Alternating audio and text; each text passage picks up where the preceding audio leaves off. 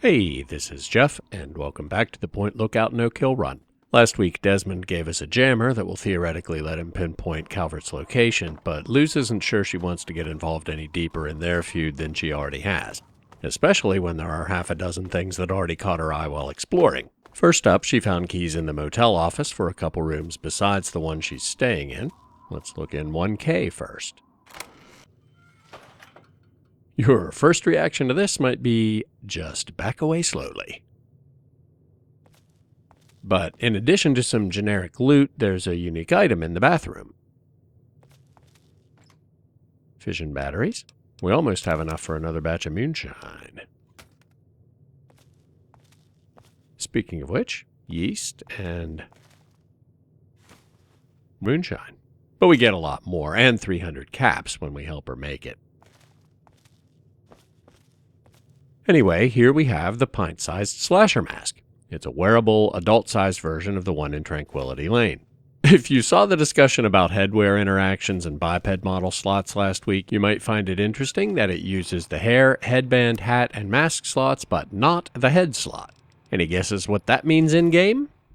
If you get it right, you're one step ahead of me, because it turns out you can equip the stealth suit, the ghoul mask, Buttons wig, and the Pint-Sized slasher mask all at the same time with all the associated buffs and debuffs stacking. -2 perception means we still have to carry the vault utility suit around if we want to be able to pick very hard locks, but otherwise it's no big deal. And if you thought the stealth suit ghoul mask combination was nightmare fuel, enjoy the new look. Luz doesn't use energy weapons or explosives, and the recent analysis of the range where enemies appear on your compass showed that the difference between Perception 10 and Perception 8 is negligible. Like, so small it was within the measurement error of the experiment. So while the Perception debuff might be a deal breaker if you use energy weapons or explosives, like I said, it's no big deal for Luz. Now, the last explorable room, 1D. Yeah.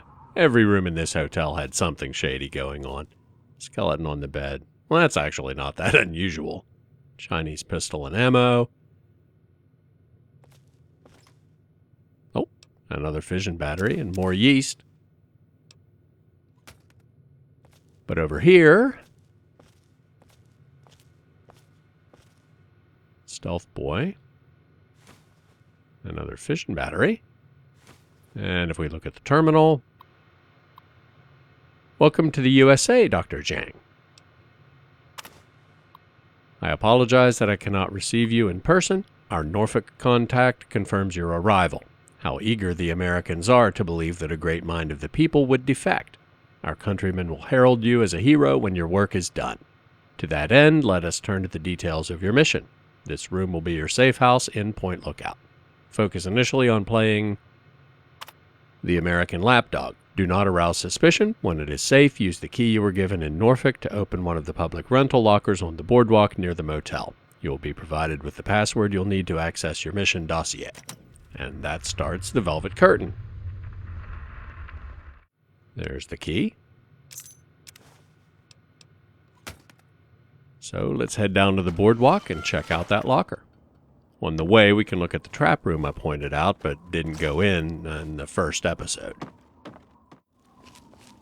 The entrance is around back by the loading dock.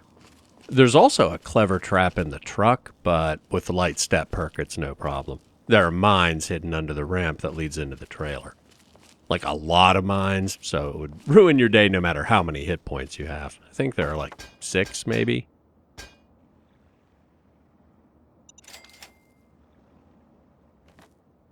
And why am I disarming these? We can't set them off, and I'm not going to bother selling them, so it's just XP we really don't need. Is there another one under this crate? No, grenades. But I will take the stim packs. And the ammo back here. Here's where it gets tricky. There's an exploding baby carriage by the door, and the game doesn't consider those floor-based traps like landmines and tripwires, so even with light step, you'll set them off when you get close. And Luz doesn't have the explosive skill to disarm it, so we just need to trigger it and back off. So far, so good. The others must be safe, or they would have gone off too. Probably. Oh, and here's a Ruska poster. The Wonder Bear. Apparently the main attraction at a local carnival or something. Remember that for later. Now the trap room. Yeah.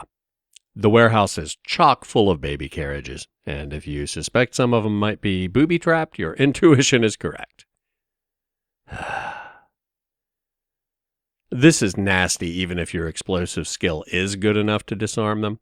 Our best bet is to clear a path so we can trigger them and back off without getting tripped up on the harmless ones behind us.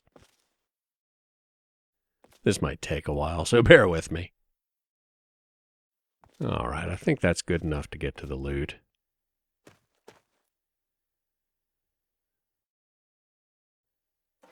Missile. More loose missiles. Nothing.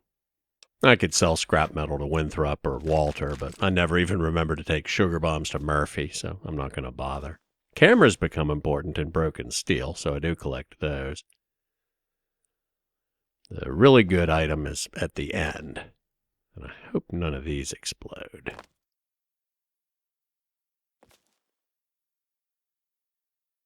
Mini nuke. And 308 ammo, valuable and kind of rare if you like sniper rifles. What's in here? Not much, just some buff out. Alright, let's get out of here. And conveniently, the locker is at this end of the boardwalk. There's actually a whole row of them. This isn't the one we need, but it's locked, so there might be something good inside. 4 cats. Well, better than nothing. And here's the spy's audio password. We need to take that to the bank and play it to open a safe deposit box. It's going to be quicker just to fast travel back to that side of town. Is that a baby carriage? I think so. Did you ever get stuck in the sky? Anyway, here's the bank. Ammo. Police hat. Add that to the collection. I never want to see another baby carriage again. I think the police hat is added by the DLC. I'm pretty sure the only one in the base game is the kids version that Knock Knock wears. And yes, just like the classic Raider taunt, Luz is afraid of rat roaches. Well, not so much afraid as just not wanting to be inconvenienced while we're looting. Loan officer's desk. Yes, another audio password. So let's go play these.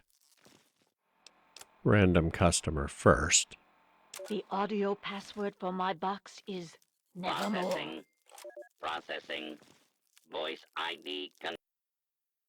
Buff out in money. Not gonna complain. Access granted.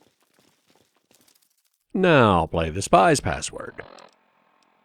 Go to the bank and use the password Processing. Chan Wen. Processing. The software is Voice configured to ID recognize confirmed. only our Access voices. granted.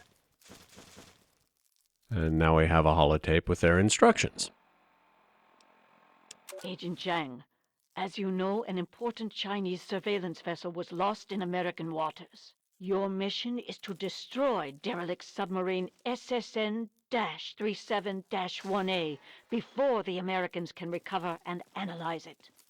The recovery location is included in this dossier, and your cover ensures that the Americans will allow you access to their recovery operation.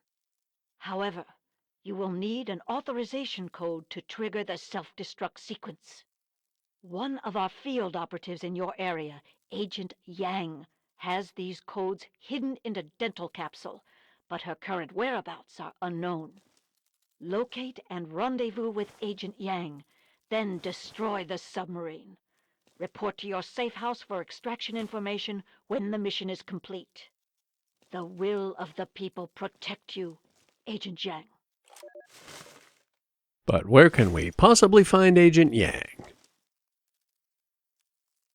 Well, there's a wanted poster for her right here.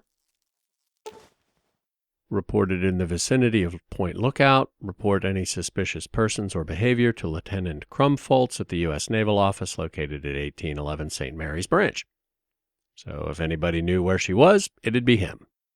Turns out the street I keep calling Main Street is, in fact, St. Mary's Branch. And the Naval Office is right down the street from the motel and the bank. DIA Officers Terminal, presumably Lieutenant Crumfoltz. Yang capture and transfer, sounds like what we want. The other two are the same information as the wanted poster. Community informants provided intel leading to the capture and arrest of Wan Yang, a.k.a. Five Claw Dragon. Yang has been transferred to Turtle Dove Detention Camp for interrogation. So, that's where we're going next. We've officially discovered the camp. There's usually a big fight between the automated defenses and a bunch of ghouls who were presumably the prisoners, but maybe that only triggers if you come in the main gate. If you're high enough level for Reavers to spawn, the ghouls will usually take care of the robots, but they can't do much about the turrets. It doesn't really matter if they can't see us. I'm afraid my programming requires that I try to kill you now. I hope we can still be friends when this is all over. Please don't take this the wrong way. Well, that must have been a roamer. I don't think even a missile at point blank range would kill a Reaver. Did a number on the sentry bot, though. Now, the administration building is right over here. Nothing left on this side but that turret, so we aren't going to bump into anything. I don't think there's anything inside. Doesn't look like it. Now, the warden's office is right over here. Warden, commandant, whatever you call a POW camp commander. Along with a ton of good loot.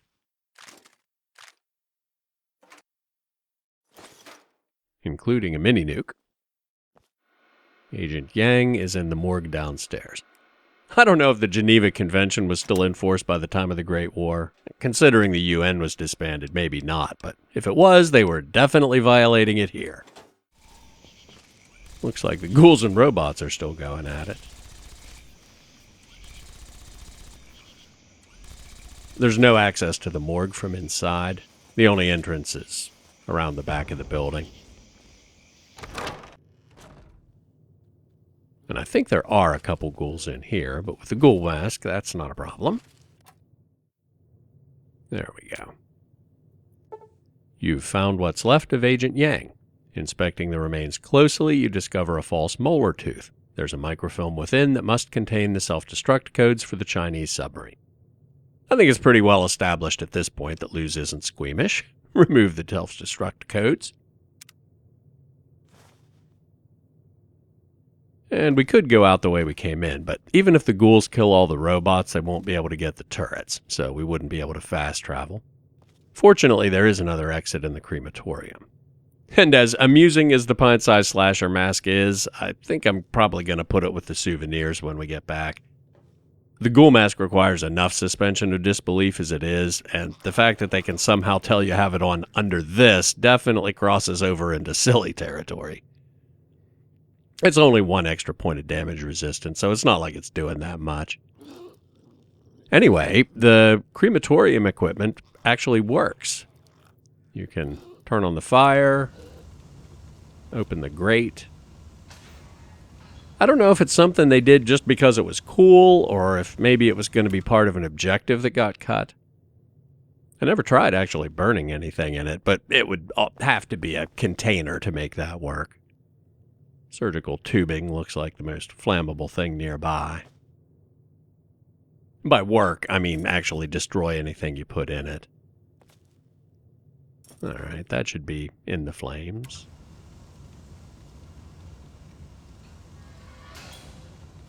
Turn it back off.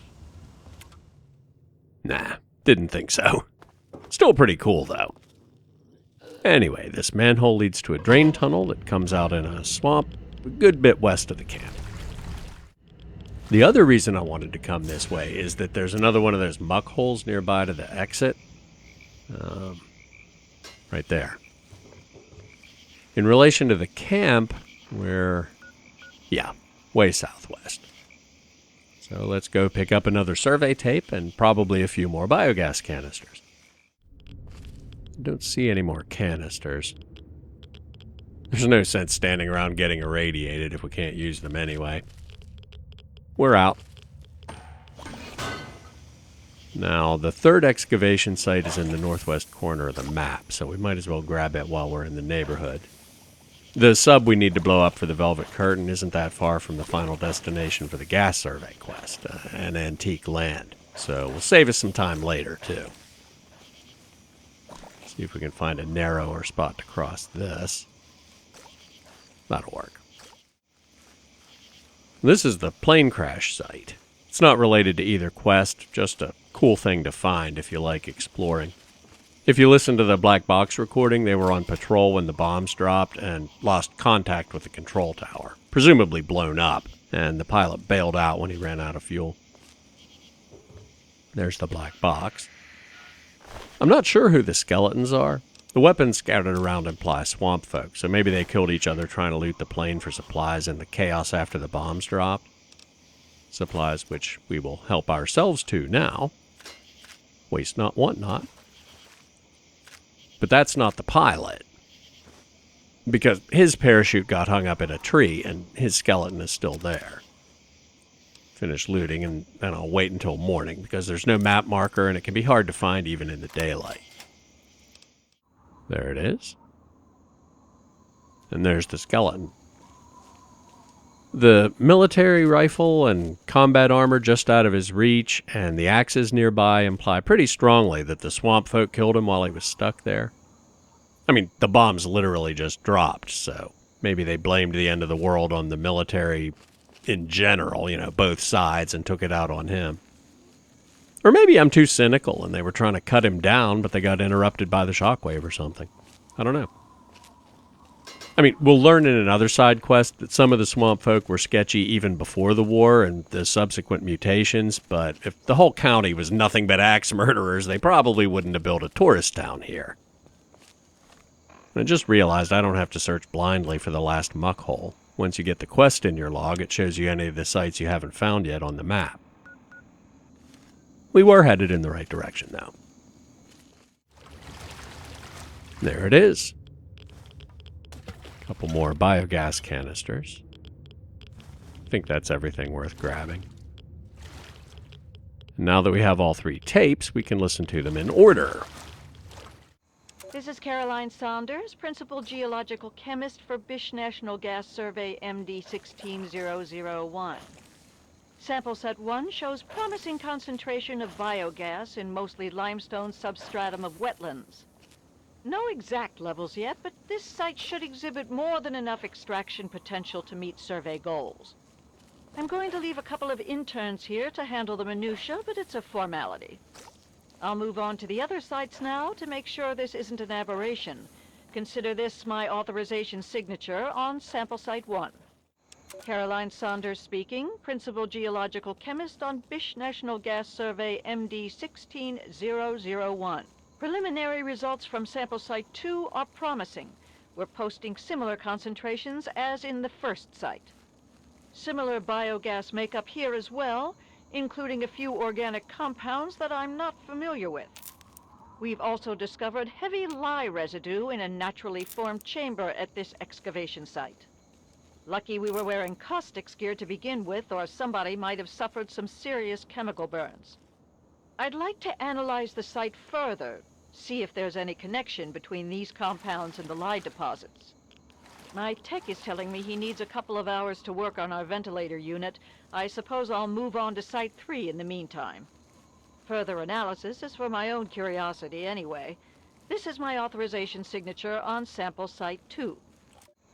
What in the world have we tapped into? Sample Site 3 is showing biogas concentration off the charts. Wetland substratum is surprisingly dense limestone at all excavation sites, and we've had no trouble locating naturally formed chambers. This and the dense calcite formation suggest that subterranean water flow has eroded a vast network of caves and grottos throughout the region. Mapping these will be a monumental effort and necessary to fully uncover the bounty of natural gas resources captured down here. What I don't understand is the amount of lye residue we're encountering. I'm going to try and touch base with some of my academic contacts and see if we can find any precedent for it. We'll have plenty of time to work that out, though. I've no doubt Bish will want to set up shop here and drill their little hearts out. This is Principal Geological Chemist Caroline Saunders for Bish National Gas Survey MD 16001. Consider this my authorization signature on sample site 3. Far as I'm concerned, this is a prime location for biogas harvesting and a treasure trove for some field research. Here's what I was looking for. An unusually large Yao Guai that isn't usually levitating. It's Ruska from the poster. There's a little bit of controversy over Ruska because Yao Guai are canonically mutated bears with a normal life cycle, at least normal by mutant standards, but she's 200 years old, so she's apparently ghoulified. I personally don't see the controversy because there are mutated humans who breed and ghoulified humans who don't, so, why couldn't the same be true for bears? And this is obviously supposed to be the Ruska because the poster shows her dancing on a ball, and she has a big red ball that she's sentimentally attached to right here. There we go. She's not levitating, she's dancing on her favorite ball. Who says I never do anything happy and wholesome? Well, bye Ruska. I have to go blow up a nuclear sub now. Take some rat away because we have a lot more swimming coming up. Closest map marker is probably the mansion. Yeah, that's definitely closer than the pier. This looks about as close as we can get on the shore. The sub is under that boat. Take some rat X.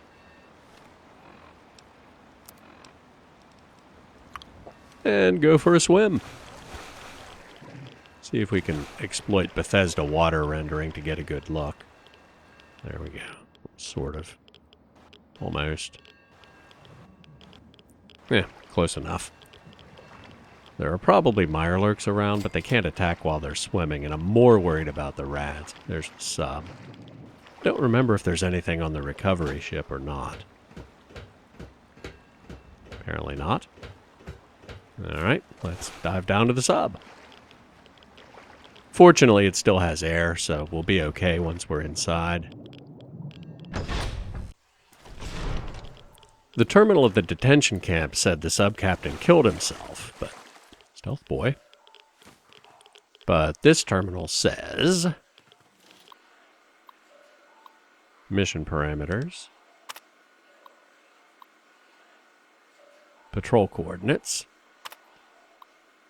strict instructions not to engage enemy if detected. Self-destruct protocol must be initiated in event of imminent capture. So I'm not sure why he didn't. Maybe they were boarded by surprise and he was captured before he could do it and killed himself later in captivity, but that's kind of hard to do with a submarine. But we'll do it for him. Self-destruct protocol initiated. Engineer must activate failsafe switch in aft engine to confirm sequence. Personnel will have less than 1 minute to evacuate. And it is not kidding, so let's do any looting before we flip that switch. Alright, let's do it. There appears to be a functional self-destruct switch, but the mechanism does nothing without proper authorization, which we have already given. Confirm self-destruct protocol. And beat feet.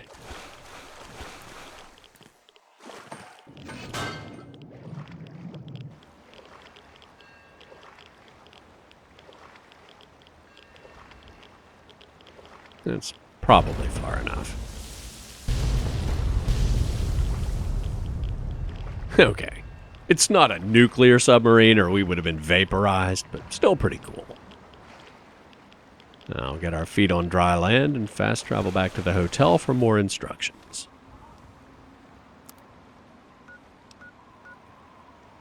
Now, only mirelurks on the shore. Yeah, right over there. We'll sneak up to the mansion and try again. Remote positive of mission parameters satisfactory. Orbital intelligence verifies SSN 371A termination. Please note following from Intelligence Officer, Agent ID unavailable.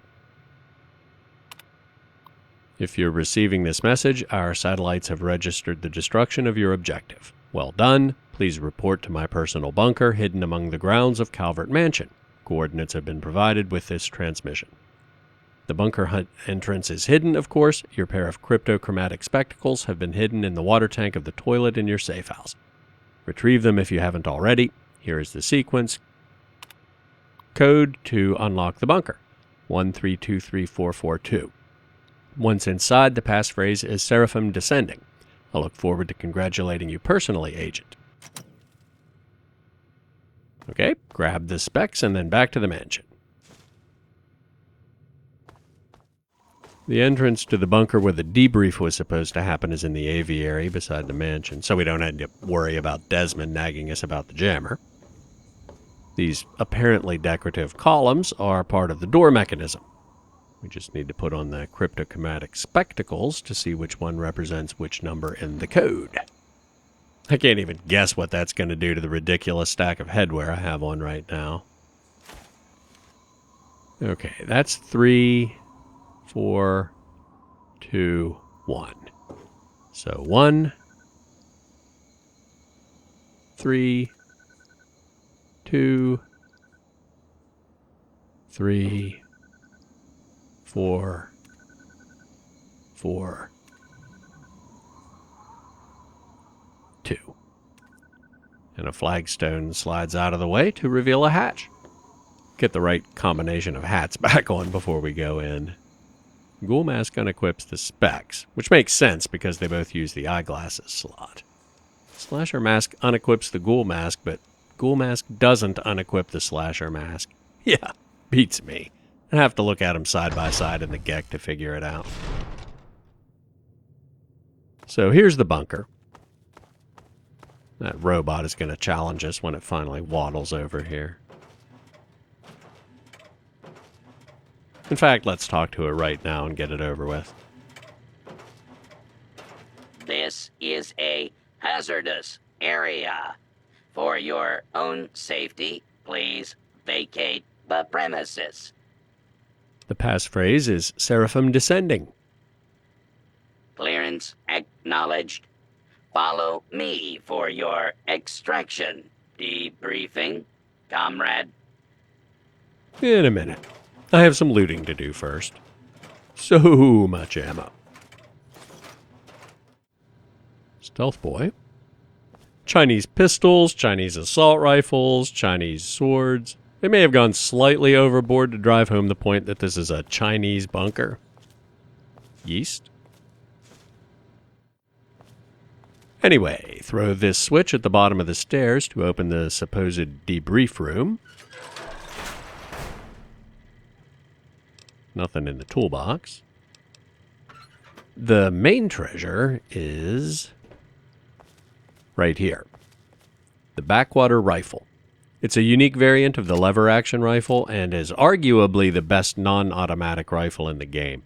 It does slightly less damage than Lincoln's repeater, but has much better critical chance and uses 10mm ammo instead of the much rarer .44 Magnum. Extraction debriefing. You have done well to get this far, Agent Jang. Your payment has been transacted to your next of kin under the pretext of a ration lottery. With deepest regret, however, your life must now be terminated for the good of the People's Republic. Go with dignity, honorable soldier. I will not be going with dignity. With repair skill of only 30, you can turn off the radiation to buy some time. Disable the vent. Chinese pistol and some ammo, which was presumably the dignified option, as opposed to radiation poisoning. In this corner is a fuse box. Science 71 to override the door controls. But if you can't pass that skill check, there's another way out.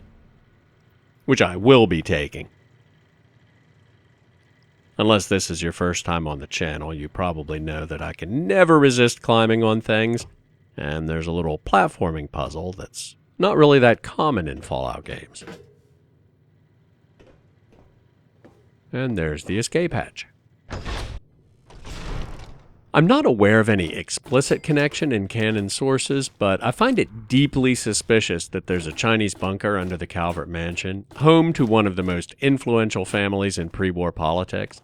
I mean, sure, countries spy on their adversaries' leadership all the time, but a huge bunker with a door mechanism built into the architecture of the aviary obviously isn't just a covert listening post you could set up without their knowledge. And while there's not much information in the lore about what was going on in Europe at the time, if the Calverts, or even just the Professor, were collaborating with the enemy, that might explain the origins of the rivalry with Desmond. He was basically James Bond with less elegance and more F-bombs.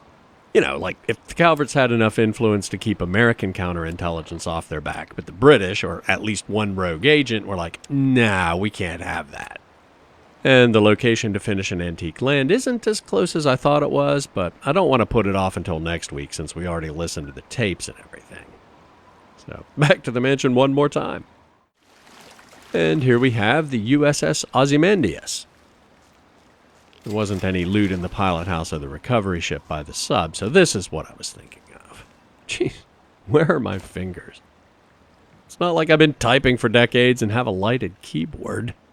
Home row? Anyway. Loot in the pilot house? Oh, yeah. Nothing worth taking. But there was loot, so I feel vindicated. Now, let's go below decks. There is good loot in here. Carton of cigarettes. And we have enough fission batteries for another batch of moonshine, so I'm not going to take those. First aid kit. But the really good stuff is over here. Mission parameters doesn't tell us anything we didn't already know. Carolyn was the head of a natural gas exploration team, which, just like Operation Anchorage, suggests that even though a lot of pre-war power was nuclear because fossil fuels were running out, what was left was extremely valuable. So let's enter her authorization codes.